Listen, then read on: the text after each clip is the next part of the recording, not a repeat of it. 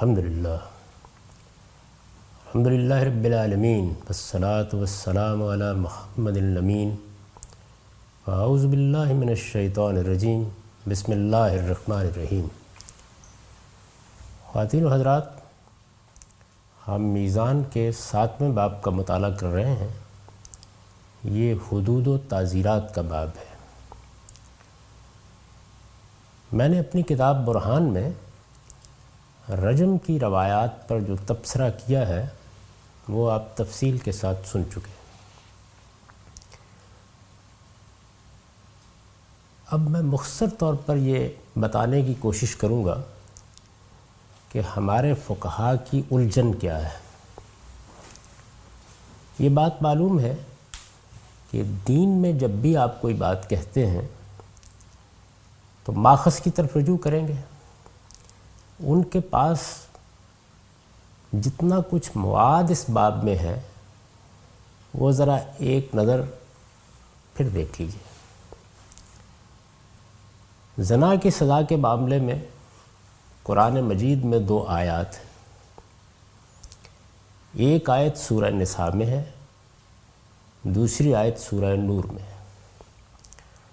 ہم جب زنا کی سزا کا مطالعہ کریں گے تو ان آیات کی تنقیبی ہوگی۔ یہاں صرف اشارہ کرنا مقصود ہے کہ ان کے سامنے یہ قرآن کی 2 آیتیں ہیں۔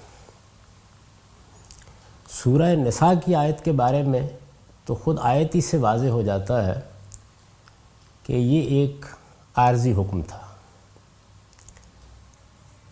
اس معاملے میں محکم آیت وہی ہے جو سورہ نور میں ہے، جس میں ایک متعین سزا بیان کر دی گئی ہے۔ وہ سزا یہ ہے کہ زانی مرد ہو یا عورت، اس کو 100 کوڑے مارے جائیں گے۔ یہ ایک مسلمانوں کے مجمع میں ہوگا، یعنی سزا کا ایک حصہ یہ بھی ہے کہ اس میں فضیحت شامل کر دی گئی ہے۔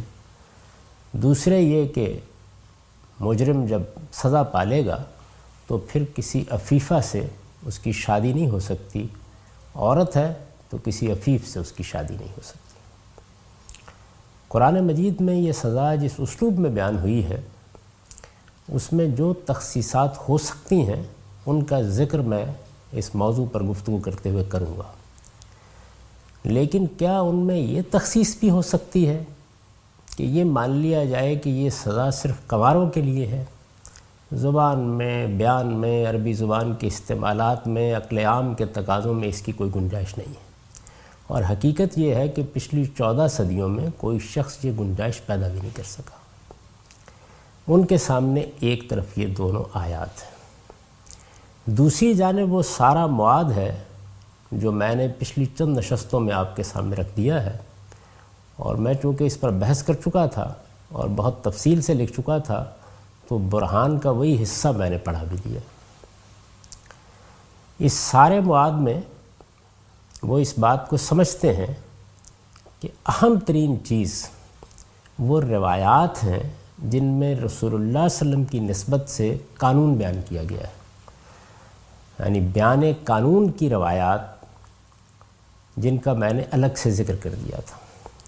یہ بات بھی ذہن میں ہوگی کہ ان روایات میں اہم ترین روایت وہ ہے جس کو میں نے میزان میں لے لیا ہے۔ یہ عبادہ بن صامت کی روایت ہے۔ اس روایت کی الجھنیں کسی حد تک میں بیان کر چکا ہوں، لیکن قرآن مجید کی دونوں آیات، ایک آیت خود اپنے اندر اس بات کا قرینہ رکھتی ہے کہ اسے ابتدائی حکم قرار دے دیا جائے، دوسری آیت محکم ہے، واضح ہے، متعین سزا بیان کرتی ہے۔ یہ روایت بھی متعین سزا بیان کرتی ہے۔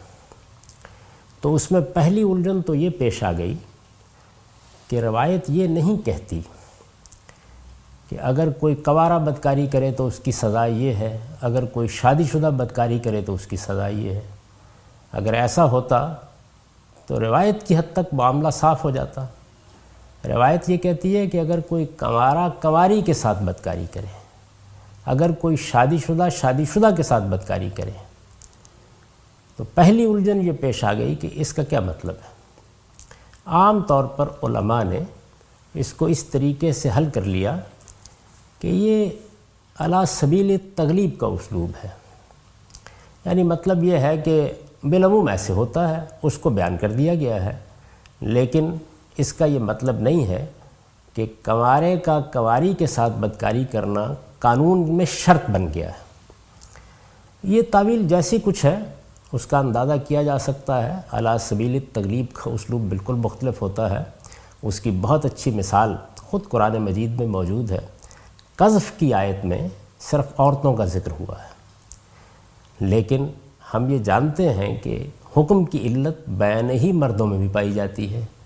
علی سبیل تغلیب کا اسلوب یہ ہے کہ عورتوں کے معاملے میں معاشرہ حساس بھی ہوتا ہے، ان پر تہمت لگ جائے تو اس سے بہت مسائل بھی پیدا ہو جاتے ہیں، اس وجہ سے اس کو سامنے رکھ کر قرآن مجید نے قانون بیان کر دیا ہے۔ لیکن یہاں علی سبیل تغلیب کا یہ اسلوب کیا ہے؟ کیا عام طور پر کنوارا کنواری کے ساتھ بدکاری کرتا ہے؟ کیا عام طور پر شادی شدہ بدکاری کے لیے شادی شدہ کا انتخاب کرتا ہے؟ ظاہر ہے کہ یہ چیز عقلی قرائن کے بالکل خلاف ہے، تاہم انہوں نے اس الجھن کو اس طریقے سے حل کر لیا۔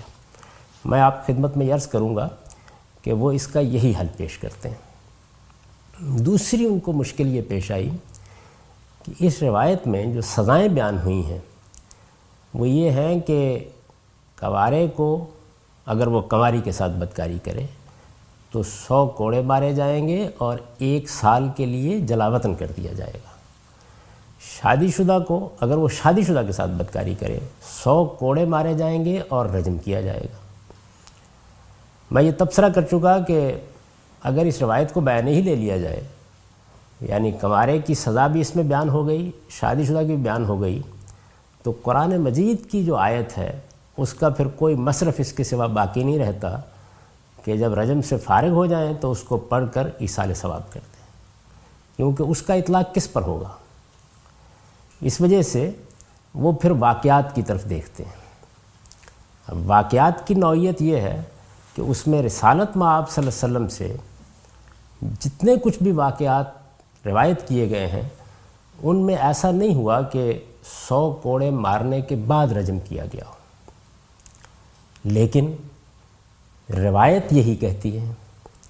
اور میں عرض کر چکا کہ پھر یک بیک ہمارے سامنے یہ چیز آتی ہے کہ سیدنا علی رضی اللہ عنہ جیسا شخص اپنی خلافت کے زمانے میں نے اس وقت بھی تنقید کرتے ہوئے عرض کیا تھا کہ یہ چیز ذہن میں رکھیے کہ شخصیت کون سی ہے، رسالت مآب صلی اللہ علیہ وسلم سے ان کا تعلق کتنا قریبی ہے۔ یہ قرائن موجود ہیں کہ سزا دینے کے بعض واقعات کو انہوں نے اپنی آنکھوں سے دیکھا ہے۔ انہوں نے سیدنا ابو بکر صدیق رضی اللہ عنہ کا زمانہ دیکھا ہے جس کے واقعات روایت ہوئے ہیں، سیدنا عمر رضی اللہ عنہ کا زمانہ دیکھا ہے، اس کے واقعات بھی روایت ہوئے ہیں، سیدنا عثمان رضی اللہ عنہ کا زمانہ دیکھا ہے جن کی طرف اس روایت کی نسبت کی جاتی ہے جس میں یہ بتایا گیا ہے کہ زانی محسن کی سزا کیا ہے۔ یہ صورتحال ہے جس میں وہ یہ کہتے ہیں کہ میں جمعرات کو کوڑے لگوا رہا ہوں اور اس میں قرآن کی پیروی کر رہا ہوں، اور اس کے بعد جمعے کو رجم کر رہا ہوں، سنت کی پیروی کر رہا ہوں۔ تو ظاہر ہے کہ یہ چیز پھر ایک الجھن پیدا کر دیتی ہے۔ ان تمام الجھنوں کو سامنے رکھ کر اب ظاہر ہے کہ ہمارے فقہا ترجیح کا کوئی طریقہ اختیار کریں گے۔ ترجیح کا طریقہ عام طور پر یہ ہوتا ہے کہ نسخ کے اصول کو قبول کر لیا جاتا ہے، یعنی شریعت کے معاملے میں یہ مان لیا جاتا ہے کہ یہ ہو سکتا ہے کہ پہلے ایک حکم دیا گیا ہو پھر اس میں ترمیم کر دی گئی ہو۔ اس کی چونکہ کچھ مثالیں موجود ہیں تو یہ خیال کر کے توجیہ کر لی جاتی ہے۔ جیسے قرآن مجید میں روزوں کے بارے میں ایک قانون دیا گیا، بعد میں اس میں تبدیلی کر دی گئی، لیکن سچی بات یہ ہے کہ جہاں جہاں بھی یہ تبدیلی ہوئی ہے قرآن مجید پر غور کرنے سے یہ معلوم ہوتا ہے کہ اس کے اندر بڑی غیر معمولی حکمت ہے، اس کی ایک وجہ ہے، اس کا ایک سبب ہے۔ یہاں کیا چیز ہے؟ پھر یہ کہ تبدیلی اگر ہوئی ہے تو وہاں تو قرآن نے تبدیلی کی ہے، اللہ تعالیٰ نے تبدیلی کی ہے، یہاں کیا صورتحال ہے؟ تو انہوں نے اس کا حل یہ بیان کیا کہ قرآن مجید کی آیت کو شادی شدہ زانی کی حد تک روایت نے منسوخ کر دیا، یعنی یہ مان لیا کہ قرآن مجید کی آیت نازل ہوئی اور پھر رسالت مآب صلی اللہ علیہ وسلم نے یہ بتا دیا کہ سزا اس طرح دی جائے گی، تو شادی شدہ کے معاملے میں تو یہ آیت منسوخ ہو گئی، یعنی اتنے حصے میں تغیر کر دیا گیا۔ امام شافعی ذرا دوسرا نقطہ نظر اختیار کریں گے، یعنی ان کا نقطہ نظر یہ ہوتا ہے کہ وہ یہ کہتے ہیں کہ قرآن مجید میں جو بات بھی بیان ہوئی ہے، چونکہ ہمیں بہت جگہوں پر تجربہ ہو چکا ہے کہ قرآن کے بیان کو رسالت مآب صلی اللہ علیہ وسلم جب کھولا تو بعض اس کے مضمرات ہمارے سامنے آئے، اس وجہ سے یہ صحیح ہے کہ ہم یہ بتا نہیں سکتے کہ یہ تخصیص کس وجہ سے ہو رہی ہے، یعنی قرآن کی آیت کو کماروں کے لیے کس بنیاد پر خاص کیا جا رہا ہے، لیکن ہم یہ مان لیں گے کہ یہ بیان ہے، یعنی رسالت مآب صلی اللہ علیہ وسلم نے وضاحت کر کے بتا دیا ہے کہ آیت صرف کنواروں کے بارے میں۔ احناف اس کے بالکل برخلاف دوسرا طریقہ اختیار کریں گے۔ اب روایات ان میں ظاہر ہے کہ قرآن مجید تو 100 کوڑے کہہ کے خاموش ہو جاتا ہے اور 2 اور باتیں بیان کرتا ہے ان کے ساتھ، لیکن روایت میں کنواروں کے لیے بھی جلاوطنی کا ذکر ہے، تو یہ ایک اور الجھن پیدا ہو جاتی ہے۔ اس میں پھر اصول کا ایک مسئلہ بھی زیر بحث آ جاتا ہے۔ وہ مسئلہ یہ ہے کہ یہ اخبار احاد ہیں، ہمارے ہاں جتنی بھی روایتیں ہیں وہ فنی اصطلاح میں اخبار احاد کہلاتی ہیں، یعنی وہ حد تواتر کو نہیں پہنچی ہوئی ہیں۔ یہ اصطلاح ہے، اس کا مطلب یہ نہیں ہے کہ ایک آدمی کی خبر ہوتی ہے، اس کا مطلب یہ ہے کہ تواتر کی حد کو وہ اخبار نہیں پہنچی، 2-4 لوگوں نے ان کو روایت کیا ہے۔ تو اخبار احاد کی بنیاد پر احناف اس کے لیے تیار نہیں ہیں کہ قرآن کی آیت میں یہ اضافہ بھی کر دیا جائے کہ 100 کوڑے اور اس کے بعد جلاوطنی، یعنی وہ پھر جلاوطنی کا کوئی دوسرا محل تلاش کرنے کی کوشش کرتے ہیں۔ اور جہاں تک رجم کا تعلق ہے اس کو وہ اس اصول پر مان لیتے ہیں کہ قرآن مجید کی آیت تو منسوخ ہو رہی ہے، نسخ واقع ہو رہا ہے، قرآن مجید کی آیت میں تغیر و تبدل کیا جا رہا ہے۔ وہ بات نہیں کہتے جو امام شافعی کہتے ہیں، اس لیے کہ وہ بات عقل کی میزان پر پوری نہیں اترتی۔ جس چیز کو بیان کہا جاتا ہے اس کا اصول یہ ہوتا ہے کہ یہ تو ہو سکتا ہے کہ میں کسی کلام کے مضمرات کو نہ سمجھ سکا، یہ بالکل ممکن ہے۔ ایک عامی بعض اوقات بہت سی چیزوں کو نہیں سمجھتا، ادبی اسالیب سے واقف ایک شخص کی توجہ بعض اوقات بعض چیزوں کی طرف نہیں ہوتی، لیکن پھر کوئی توجہ دلانے والا توجہ دلاتا ہے تو کیا ایسا ہوتا ہے کہ ہم اس کے اعتماد پر سر تسلیم خم کر دیتے ہیں؟ نہیں، پھر وہ بات ہماری سمجھ میں آ جاتی ہے، یعنی وہ کسی قرینے کی طرف توجہ دلاتا ہے، وہ کسی اسلوب کی طرف توجہ دلاتا ہے، اور ہم مطمئن ہو جاتے ہیں کہ ہاں ہماری نگاہ اس چیز پر نہیں پڑی تھی، یہ فی الواقع الفاظ کا تقاضا ہے، بیان اس کو کہا جاتا ہے۔ تو امام شافعی جس طریقے سے بیان کی تعبیر اختیار کر لیتے ہیں، احناف اس کو نہیں مانتے، اور جب وہ نہیں مانتے تو پھر وہ یہ کہتے ہیں کہ نہیں، یہ نسخ ہو گیا ہے، حکم میں تغیر و تبدل ہو گیا ہے۔ چنانچہ انہوں نے اس تغیر و تبدل کو اس طرح مان لیا کہ چونکہ روایات بہت زیادہ ہیں، یہ تواتر کی حد کو پہنچی ہوئی ہیں، بہت سے لوگ بیان کرتے ہیں کہ رسالت مآب صلی اللہ علیہ وسلم نے رجم کیا ہے، تو اس وجہ سے اس واقعے کو اب جھٹلایا نہیں جا سکتا، مان لینا چاہیے کہ یہ ایک متواتر چیز ہے، لہذا رسول اللہ صلی اللہ علیہ وسلم کی طرف اس کی نسبت قطعی ہو گئی ہے۔ ایک طرف قرآن ہے، اس کی نسبت بھی حضور کی طرف قطعی ہے، دوسری طرف یہ روایات ہیں، تو اگر کوئی قطعی چیز دوسری قطعی چیز پر اثر انداز ہو رہی ہو تو یہ ایسے ہی ہے جیسے قرآن کی ایک آیت سے آپ قرآن کی دوسری آیت میں نسخ مان لیں۔ تو ان کے ہاں اس کی تقریر یہ ہے۔ یہ میں عرض کر رہا ہوں کہ الجھن کیا ہے، یعنی قرآن کی آیت ایک مدعا بیان کر رہی ہے، اس مدعا سے بالکل برخلاف روایت ایک دوسرا قانون بیان کر رہی ہے، میرا اشارہ عبادہ بن صامت کی روایت کی طرف ہے، اور مقدمات سے ایک اور تصویر سامنے آ رہی ہے۔ یہ صورتحال ہے۔ اس صورتحال کو میں نے جس طرح کہ عرض کیا، انہوں نے عام طور پر نسخ کے اصول پر سمجھا ہے اور سلجھانے کی کوشش کی ہے۔ یہ بات بھی میں عرض کر دوں کہ ہماری فقہ کا اگر آپ دقت نظر کے ساتھ مطالعہ کریں تو اس میں ہوتا کیا ہے؟ اس میں ہوتا یہ ہے کہ آپ کے سامنے ایک تو وہ روایت ہوتی ہے جو عام مسلمانوں کے اندر چلی آ رہی ہوتی ہے، دوسری جانب روایات ہوتی ہیں جو اخبار احاد کے طریقے پر منتقل ہو جاتی ہیں. یعنی فقہا نے جب شعور کی آنکھ کھولی تو ایک معاشرے میں کھولی، اس میں کچھ چیزیں مانی جا رہی ہیں. دوسری جانب لوگوں نے کچھ اخبار روایت کرنا شروع کر دیے، وہ بھی بتدریج سامنے آنے شروع ہو گئے. اور قرآن مجید، تو ان سب کو ایک ہی سطح پر رکھ کر وہ اس پر غور کرتے ہیں اور پھر اس کے بعد اس سے قانون اخذ کرتے ہیں. چنانچہ عام طور پر کہا جاتا ہے کہ اس معاملے میں اتفاق ہے، ایسا نہیں ہے. میں نے اس کا خلاصہ کر دیا ہے برہانی میں کہ فقہا کی آراء کیا ہیں، ان کو سن لیجئے. یعنی ان الجھنوں کو ذہن میں رکھیے، جو مسائل ان کو درپیش ہیں ان کو بھی سامنے رکھیے، اور پھر دیکھیے کہ انہوں نے قانون کیا بنایا ہے. میں نے لکھا ہے کہ قرآن مجید کا حکم تو واضح ہے کہ وہ یہ کہتا ہے کہ بدکار مرد ہو یا عورت اس کو 100 کوڑے مارے جائیں گے. احناف کے نزدیک یہ سزا صرف کنوارے زانیوں کے لیے ہے. شادی شدہ زانیوں کی سزا سنت نے مقرر کی ہے. یعنی ان کے نزدیک شادی شدہ زانیوں کی سزا سنت نے مقرر کی ہے، اور وہ رجم یعنی سنگساری ہے. یہی وہ چیز ہے جس کی طرف میں نے اشارہ کیا کہ پھر وہ ان دونوں کا باہمی تعلق کیا بیان کریں گے. وہ یہ کہیں گے کہ یہ چونکہ سنت نے مقرر کی ہے، یہ سنت ثابتہ ہے، یہ چونکہ ایک طے شدہ چیز ہے، اس کے بارے میں دو رائے نہیں ہو سکتی، یہ اخبار متواترہ سے منتقل ہوئی ہے، اس وجہ سے اگر اس سے قرآن مجید کے حکم میں تغیر و تبدل ہو رہا ہے اور ان کے نزدیک ہو رہا ہے تو یہ جائز ہے. شادی شدہ زانیوں کے بارے میں یہی رائے شوافع اور مالکیہ کی ہے. یعنی وہ بھی یہی کہتے ہیں کہ شادی شدہ زانیوں کو رجم یعنی سنگساری کی سزا دی جائے گی. رہے غیر شادی شدہ زانی، یعنی اب کنواروں کا مسئلہ لے لیجئے، تو امام شافعی، امام احمد، امام داؤد، اسحاق بن راہوے، سفیان ثوری، حسن بن صالح اور ابن ابی لیلہ، یہ ہمارے پہلے دور کے جلیل القدر فقہا ہیں. ان کی سزا بھی یعنی کنواروں کی سزا بھی سنت ہی سے اخذ کرتے ہیں، اور وہ ان کی رائے کے مطابق مرد و عورت ہر دو کے لیے 100 کوڑے اور 1 سال کی جلاوطنی.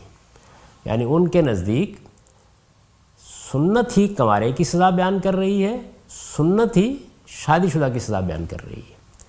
احناف نے کنواروں کے لیے قرآن مجید کی آیت کو حجت مان لیا ہے، اور وہ شادی شدہ کی سزا رجم وہ سنت سے اخذ کرتے ہیں. امام مالک اور امام اوزائی بھی کنوارے مردوں کے لیے 100 کوڑے اور 1 سال کی جلاوطنی کے قائل ہیں. یعنی اب یہ جلاوطنی سزا کا حصہ ہے، یہ فقہا اس کے قائل ہیں، احناف اس کے قائل نہیں ہیں. امام احمد، اسحاق بن راہوے اور داؤد ظاہری شادی شدہ زانیوں کے معاملے میں بھی ان حضرات سے متفق نہیں ہیں. ان کی تحقیق کے مطابق شادی شدہ زانیوں کو قرآن مجید کی روح سے 100 کوڑے مارنے کے بعد سنت کی پیروی میں سنگساری کی سزا دی جائے گی. یعنی یہ صورتحال ہے جس میں ہمارے فقہا مبتلا ہیں، اور انہوں نے اس سارے مواد کو اس طریقے سے نسخ کے اصول پر، اضافے کے اصول پر کسی نہ کسی جگہ رکھ دیا. یہ میں نے ان کی آراء کا خلاصہ آپ کے سامنے رکھ دیا. امام نووی نے جہاں عبادہ بن صامت کی روایت پر بحث کی ہے، وہاں بہت وضاحت کے ساتھ بیان کر دیا ہے کہ یہی طریقہ ہمارے علماء نے اس معاملے میں اختیار کیا ہے. وہ یہ کہتے ہیں کہ اجماع العلماء علی وجوب جلد الزانی البکر 100 و رجم المحسن وهو السیب. یعنی یہ تو کم و بیش اجماع ہے. پہلے انہوں نے قدر مشترک نکال لی ہے کہ اگر کوئی شخص زنا کا ارتکاب کرتا ہے اور کنوارا ہے تو 100 کوڑے تو مارے جائیں گے. یعنی یہ بحث ہوگی کہ 100 کوڑے اور جلاوطنی. لیکن بہرحال اگر کوئی یہ بھی کہے گا کہ 100 کوڑے اور جلاوطنی، تو وہ 100 کوڑے مارنے کے بعد ہی جلاوطنی کی سزا دے گا. اور رجم کے معاملے میں بھی اتفاق ہے.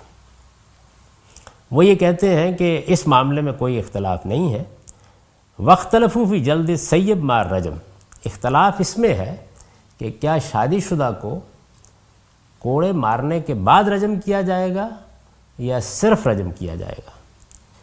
फ़क़ालत ताइफ़ा यजिबुल जमउ बैनहुमा फ़युजलद सुम्मा युरजम। एक गिरोह का नुक्ता नज़र ये है कि दोनों को जमा कर दिया जाएगा, पहले जल्द की सज़ा दी जाएगी यानी 100 कोड़े मारे जाएंगे, उसके बाद रजम किया जाएगा। उसके बाद उन्होंने उसी तरह उन अहले इल्म के नाम गिनवा दिए हैं जो मैंने भी आपके सामने रख दिए हैं।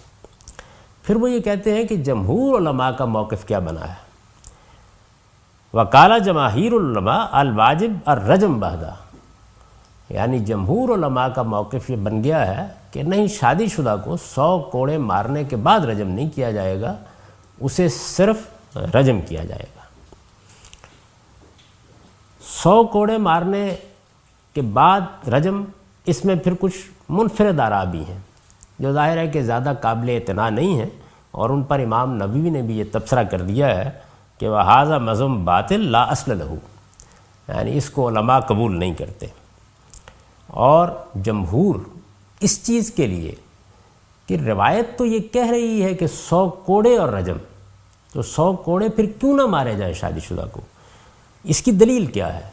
वो ये कहते हैं कि वह हुज्जतुल जमहूर अन्न नबी सल्लल्लाहु अलैहि वसल्लम इक्तसरा अला रजम सय्यब फी अहादीसिन कसीरा मिनहा किस्सतु बाइज़ व किस्सतुल मरा अल गामिदिया, यानी उन्होंने उसकी दलील ये दी है कि रसूलुल्लाह सल्लल्लाहु अलैहि वसल्लम का अमल यही मालूम होता है कि आपने 100 कोड़े नहीं मारे। ये खुलासा है। अब ज़ाहिर बात है कि इसमें वो तज़ादात ख़त्म नहीं हो गए।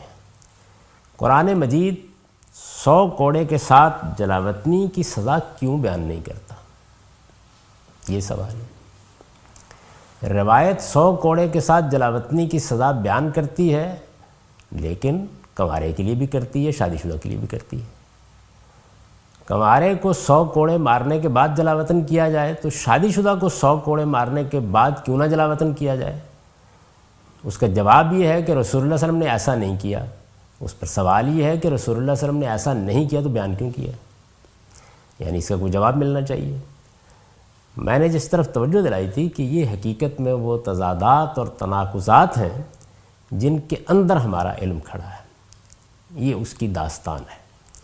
इसको सामने रखिए और उसके बाद देखिए कि हमने इस मसले को किस तरह देखा है। मैं ये अर्ज़ कर चुका हूँ कि इसकी इब्तिदा बर्र सग़ीर के जलीलुल क़द्र आलिम इमाम हमीदुद्दीन फ़रही से हुई। उन्होंने अहकामुर रसूल के नाम से एक छोटा सा रिसाला तसनीफ़ करना चाहा था जिसके चंद औराक दस्तयाब हैं। उसमें इस जानिब इशारा किया। उनकी तालीकात कुरान मजीद पर अब शाये हो गई हैं। पहले वो उस्ताद इमामी के पास थी, उसमें भी आप देख सकते हैं कि उन्होंने इस जानिब इशारा किया है। उनकी बात इशारात तक थी, लेकिन वो इशारात ऐसे थे कि उलझन कैसे हल होगी उसकी तरफ रहनुमाई हो गई थी। उसके बाद वो ज़माना आया कि जिसमें उस्ताद इमाम अमीन अहसन इस्लाही ने तदब्बुर कुरान लिखी। जब वो सूरह नूर पर पहुँचे तो उन्होंने वजाहत के साथ अपना मौक़िफ़ बयान किया। फिर उनकी ज़िंदगी में इस पर बहस शुरू हो गई। उस बहस की तकरीब ये हुई कि उस वक्त वफाकी शरई अदालत कायम हो चुकी थी। उसके जज साहब जस्टिस आफ्ताब हुसैन मदरसा फ़राई के बाद अफकार से मुतासर थे। उनकी अदालत में ये मुकदमा गया तो उन्होंने इसका फ़ैसला लिखा और वो फ़ैसला बड़ी हद तक तदब्बुर कुरान के मबाहिस से माखूज़ था। वो फ़ैसला शाये हुआ, उसमें तदब्बुर कुरान के इक़्तिबासात थे। उस पर एक हंगामा बर्पा हो गया, जैसे कि हमारे यहाँ आमतौर पर होता है। हमारी कौम और हमारे मुल्क का मामला ये नहीं है कि उसमें इल्मी मबाहिस पर इल्मी तरीके से गुफ्तगू होती है। वो आम तौर पर एक अमन व अमान का मसला बन के सामने आते हैं और उसके बाद यही होता है कि उलमा अपनी क़ुव्वत का इजहार करके जो चाहते हैं वो मनवा लेते हैं। यही उस मौके पर भी हुआ। चुनांचे फिर अदालत तोड़ दी गई, उसकी जगह एक नई अदालत वजूद में आई। उसने फिर उलमा की राय के मुताबिक फ़ैसला दे दिया। ताहम ये मौका ऐसा था कि इसमें जब बहस छिड़ गई तो मैंने वो मबाहिस लिखे जो अब मेरी किताब बुरहान में हैं और उनको मैंने तफसील के साथ आपको पढ़ा दिया। उस वक्त तो मैंने सिर्फ़ ये किया था कि کہ جو لوگ روایات کی بنیاد پر تنقید کر رہے تھے ان کو روایات کی حقیقت سمجھانے کی کوشش کی تھی. یعنی یہ بتایا تھا کہ روایات کیا ہیں، ان کے باہمی تضادات کیا ہیں، ان کے تناقضات کیا ہیں. اگر آپ قولی روایت کو لیں تو عمل کے ساتھ کیسے متناقض ہے، عملی روایت کو لیں تو قول کے ساتھ کیسے متناقض ہے، خود قولی روایات کا اپنا کیا حال ہے، مقدمات کی کیا صورت ہے، ان کے بارے میں قانون کے نقطہ نظر سے کیا سوالات پیدا ہوتے ہیں. ان چیزوں کی طرف توجہ دلائی تھی. جو کچھ اس کے بعد اس کے جواب میں لکھا گیا ہے وہ پڑھ لیجئے، اندازہ ہو جائے گا کہ جو چیزیں میں نے سامنے رکھ دی تھیں ان سے کسی نے ابھی تک حقیقی معنی میں تطرز نہیں کیا. درمیان میں سے کچھ چند چیزیں ہیں جن کے بارے میں بعض لوگوں نے لکھا ہے، ان کی حقیقت کیا ہے وہ آپ پڑھیں گے، آپ کو خود اندازہ ہو جائے گا. اور جب یہ حدود و تعزیرات کا باب مکمل ہوگا تو اگر آپ کے کچھ سوالات ہوں گے تو میں ان کی مزید وضاحت کر دوں گا. اس وقت جو بات میں عرض کرنا چاہتا ہوں وہ یہ ہے کہ امام حمید الدین فراہی نے اور استاذ امام نے اس کو کیسے دیکھا ہے اور اس فقیر نے کن کن پہلوؤں کی وضاحت کرنے کی کوشش کی. سب سے پہلی چیز جس کی طرف امام فراہی نے توجہ دلائی وہ یہ تھی کہ بنیادی طور پر غلطی کہاں سے ہو رہی ہے. انہوں نے یہ توجہ دلائی کہ یہ ساری الجھن اس سے پیدا ہوئی ہے کہ لوگوں نے یہ لفظ پڑھا کہ زانی، دوسرا لفظ پڑھا محسن، جس کے بارے میں بحث کر چکا ہوں کہ عربی زبان میں یہ کئی معنی میں استعمال ہوتا ہے جن میں سے ایک معنی شادی شدہ کے بھی. تو انہوں نے اس کو قرآن مجید میں سورہ نور کی آیت سے متعلق کر کے سمجھنے کی کوشش کی. یعنی جب روایت آپ کے سامنے آتی ہے، جب کوئی واقعہ آپ کے سامنے آتا ہے تو قرآن اگر اس موضوع پر گفتگو کر چکا ہو تو ظاہر ہے کہ آپ فوراً اس جانب متوجہ ہوتے ہیں. جب لوگ اس جانب متوجہ ہوئے، یعنی فقہا نے جب اس کو سمجھنا چاہا تو انہوں نے سورہ نور کی آیت کو اپنے سامنے رکھا، روایات کو اپنے سامنے رکھا، واقعات کو اپنے سامنے رکھا. زنا کی سزا، زنا شادی شدہ نے کیا ہے، غیر شادی شدہ نے کیا ہے. روایات میں چونکہ یہ چیز زیر بحث آ گئی تھی تو یہیں سے ساری الجھن پیدا ہوتی چلی گئی. انہوں نے یہ فرمایا کہ پورے قرآن کو سامنے رکھ کے دیکھیے، یہ ہو سکتا ہے کہ معاملہ اتنا سادہ نہ ہو جیسے اس کو لیا گیا ہے. چنانچہ انہوں نے توجہ دلائی کہ قرآن میں جن جرائم کی سزائیں بیان ہوئی ہیں ان میں سے ایک جرم زنا کا ہے، دوسرا جرم قذف کا ہے، تیسرا جرم قتل کا ہے، چوتھا جرم چوری کا ہے. لیکن ان کے ساتھ ایک اور جرم بھی بیان ہوا ہے اور وہ فساد فی الارض کا جرم ہے. اس وقت ہم اسی کا مطالعہ کر رہے تھے اور اسی سے یہ ساری بحث پیدا ہوئی ہے. انہوں نے یہ توجہ دلائی کہ اس پہ غور کیجئے کہ اس میں فساد فی الارض کی تعبیر اختیار کی گئی ہے، کوئی متعین جرم نہیں بتایا گیا. تو فساد فی الارض کن کن صورتوں میں ہو سکتا ہے؟ یعنی یہ بات تو سب لوگ مان رہے تھے کہ ایک چیز ہے چوری. میں گیا، میں نے جا کے آنکھ بچا کے کسی کا مال اڑا لیا، نقب لگائی، گھر کے لوگ سوئے ہوئے تھے، میں ان کا مال لے کے چلا گیا. یہ چوری ہے. یہی چوری یعنی مال ہی لیا جا رہا ہے، یہ جب سینہ زوری کے ساتھ ہوتی ہے تو یہ کیا چیز بن جاتی ہے؟ یہ ڈاکہ بن جاتی ہے. امام فراہی نے توجہ دلائی کہ دیکھیے ہوا کیا ہے. یعنی وہی چوری تھی، اس کے ساتھ جبر شامل ہو گیا. اس کے ساتھ کچھ لوگوں نے قانون کو ہاتھ میں لینے کی جسارت کی. وہ ڈرے مارے ایک چور کی طرح نہیں گئے گھر میں، تو سب نے مان لیا کہ یہ فساد فی الارض کی نوعیت کا جرم ہے. چنانچہ اگر آپ حدیث کی کتابیں پڑھیں، فقہ کی کتابیں پڑھیں تو میں اس واقعے پر تفصیلی گفتگو کر چکا ہوں جو عقل اور عرینا کے لوگوں کا واقعہ ہے کہ اس میں رسالت مآب صلی اللہ علیہ وسلم نے جب سزا دی تو سبھی لوگوں نے اس کو اس آیت سے متعلق کیا. یعنی انہوں نے کیا کیا تھا؟ انہوں نے اونٹ چرا لیے تھے، بیت المال کے اونٹ، یہ چوری ہے. انہوں نے چرواہوں کو قتل کر دیا تھا، یہ قتل ہے۔ اب یہ دیکھیے کہ یہ جرم مرکب ہو گیا۔ تو ایک تو عام طریقہ یہ ہے کہ چوری میں ہاتھ کاٹ دیجیے اور قتل میں گردن مار دیجیے، لیکن رسول اللہ صلی اللہ علیہ وسلم نے اس پہ اکتفا نہیں کی۔ میں اس کی تفصیل بیان کر چکا ہوں کہ کس طرح سے ان کو پکڑ بلایا گیا، ان کی آنکھوں میں گرم سلائیاں پھیر دی گئیں، ان کے ہاتھ پاؤں بے ترتیب کاٹ دیے گئے، ان کو صحرا میں پھینکوا دیا گیا، اور پھر وہ وہاں پانی پانی کرتے ہوئے دنیا سے رخصت ہو گئے۔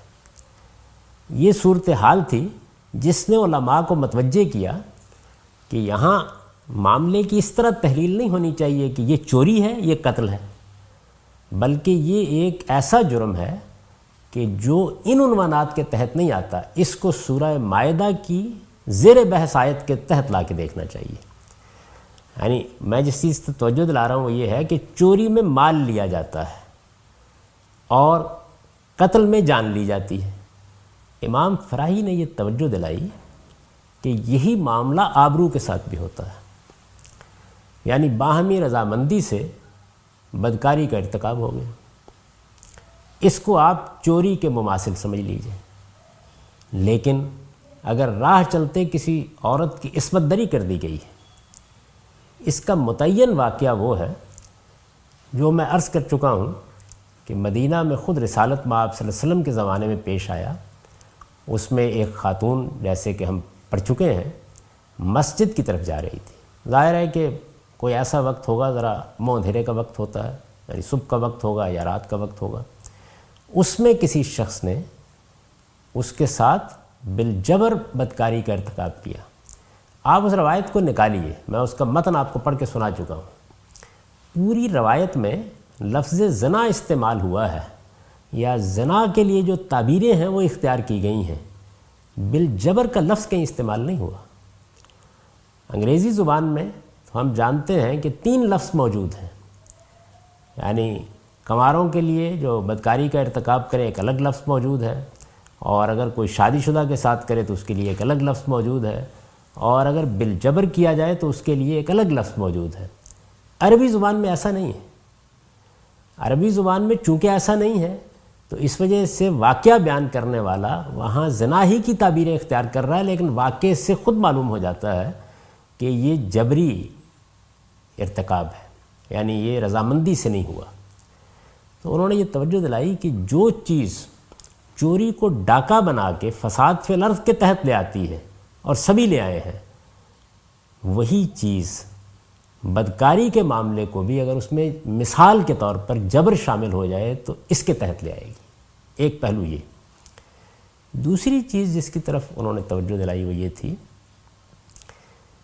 کہ بعض اوقات ایسا ہوتا ہے کہ جبر تو شامل نہیں ہوا، لیکن مجرم اپنے حالات کے لحاظ سے اس جرم کا مبلغ بن گیا ہے، اس جرم کی اشاعت کا باعث بن گیا ہے، اس جرم پر اصرار کر رہا ہے، وہ جرم اس کی زندگی بن گیا ہے۔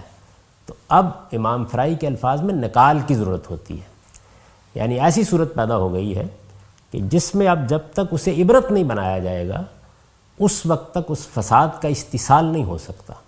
اس کی ایک مثال ہمارے ہاں اس وقت جو قتل کے واقعات ہو رہے ہیں، یعنی اگر آپ بالکل سادہ تعبیر اختیار کریں تو ایک بم سے جب لوگوں کے پرخچے اڑا دیے جاتے ہیں قتل ہوتا ہے، لیکن کیا یہ وہ عام قتل ہے جو ہوا کرتا تھا؟ یعنی ہے تو قتل ہی، لیکن یہ کس طرح کا قتل ہے؟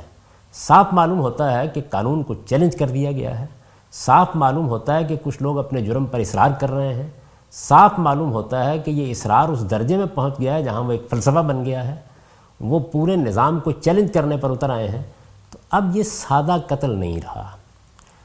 تو میں نے یہ وضاحت چند مثالوں سے کرنے کی کوشش کی ہے کہ فساد فی الارض کو ہم کس طرح سمجھیں گے۔ امام فرائی نے اس طرف توجہ دلائی اور یہ فرمایا کہ آیت کو آپ یہاں سے دیکھیے اور روایات کو اس آیت سے متعلق کر کے دیکھیے، ہو سکتا ہے یہ الجھن حل ہو جائے۔